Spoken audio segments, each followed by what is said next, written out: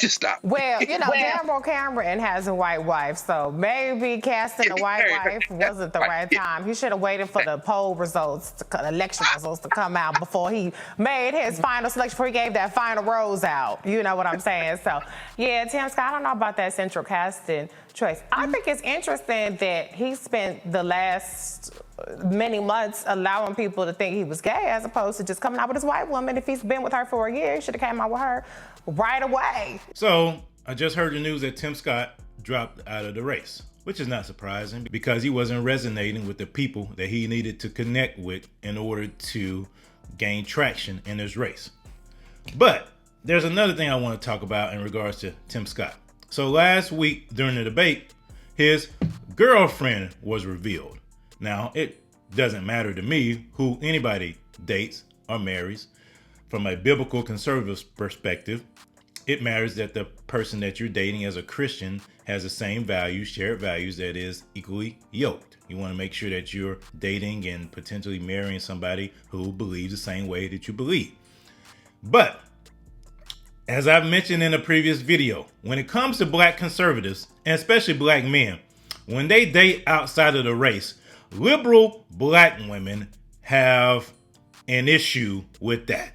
Tim Scott is an embarrassment, and he's reached his ceiling, and he should probably be quiet now and take his actress, white woman, girlfriend back to where she came from. And I should stop. I should really stop because y'all get me in trouble. I have no problem with interracial marriages, and I don't, and even interracial relationships. I don't know that Tim Scott is in one, but he should stop.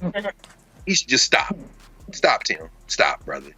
Just stop. Well, Daryl Cameron has a white wife, so maybe casting a white wife wasn't the right time. He should have waited for the poll results, election results to come out before he made his final selection, before he gave that final rose out. You know what I'm saying? So, yeah, Tim Scott, I don't know about that central casting choice. I think it's interesting that he spent the last many months allowing people to think he was gay as opposed to just coming out with his white woman. If he's been with her for a year, he should have came out with her right away. Well, that is the type of sentiment that is expressed whenever a black man, in particular a black conservative, decides to date outside of black women. You have Daniel Cameron they mentioned, you have Tim Scott, you have so many black men who are conservative who happen to date white women. So why is this such an issue in the black community, and in particular with black women? For a myriad of reasons that I'm not going to go into on this particular video. But the one I will hone in on today is the reason why black people have such an issue with black men, black conservatives dating white women, is because it reinforces a notion that that black man is just a token. He's a token of white supremacy, and therefore he has to go through central casting in order to cast a white woman as his wife in order to be accepted in the white hierarchy that is the Republican Party. In order to be accepted on the stage, he has to do certain things. He has to bend the knee to white supremacy. He has to get himself a white wife in order to be acclimated into white culture. So therefore, black people see that as a negative. Never mind that a lot of liberal black women are married to non-black men.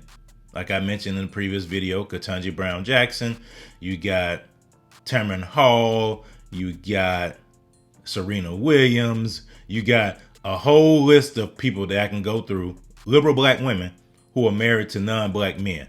But that's not an issue. The issue is when a black conservative man decides to date a white woman. That's the issue. It's because of the race idolatry that is prevalent within the black community that has been perpetuated by Democrats, by liberals, to keep black people in their place, to keep black men in particular in their place. And whenever they see a black man stepping outside of that, they have to attack him relentlessly. They have to continuously attack that man's character, impugn that man's character, because they can't let anybody else get outside of the plantation. They can't let anybody else become free in their mind to think for themselves, let alone decide to love somebody that they believe that God has brought into their life. They can't have that. Democrats can't have that. They have to keep the black vote, period. They have to. And they'll do whatever means necessary to keep that.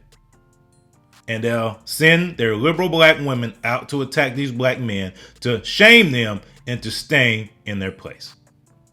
The Democrats want black people to remain in a perpetual state of victimhood. I'm here to tell us, we're not victims. We are empowered for greatness. Hey, I want to say, if you haven't done so already, please hit the like button and click subscribe so we can get this message out to as many people as we can, to let them know that they're not victims, they are empowered for greatness.